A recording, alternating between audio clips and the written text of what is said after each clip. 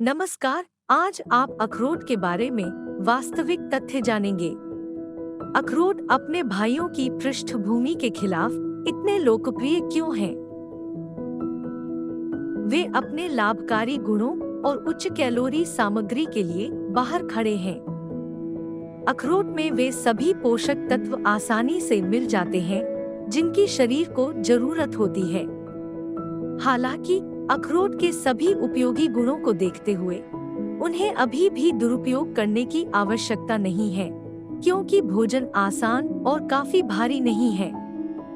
प्राचीन रूस में एक रिवाज था जिसके अनुसार नए साल और एपिफेनी पर अखरोट पर भाग्यथन किया जाता था।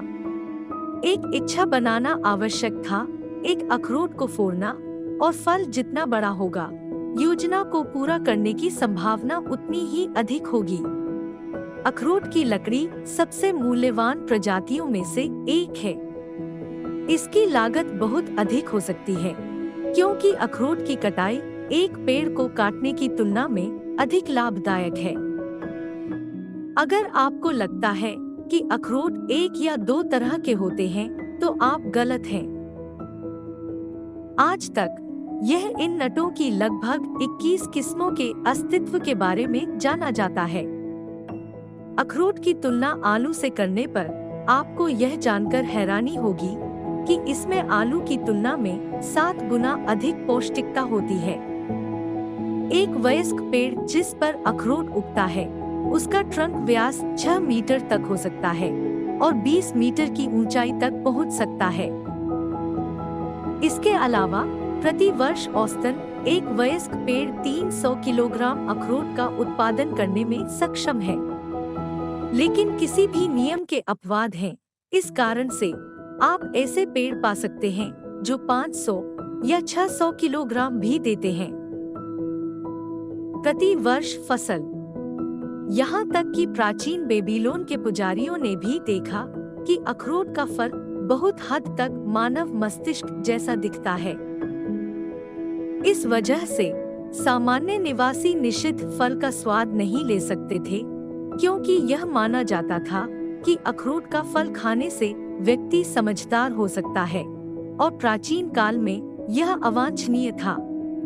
हैरानी की बात है कि सक्रिय कार्बन सिर्फ अखरोट से, या अधिक सटीक रूप से इसके खोल से बनाया जाता है, जो कि भूसी में जमीन है।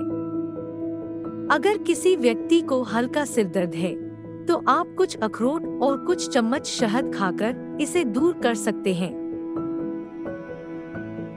अखरोट खरीदते समय बिना खुले फलों को वरीयता देना सबसे अच्छा है, क्योंकि पहले से छिलके वाले मेवे भंडारण के दौरान अपने अधिकांश लाभकारी गुणों को खो देते हैं, जिसका अर्थ है कि वे मानव शरीर को कोई लाभ नहीं पहुंचा सकते हैं। अगर आप खाते समय अखरोट को अच्छी तरह चबाकर खाएंगे, तो शरीर को जो फायदे होंगे वो ज्यादा से ज्यादा होंगे। कई वैज्ञानिक अभी भी यह नहीं समझ पाए हैं कि अखरोट का नाम कहां से आया।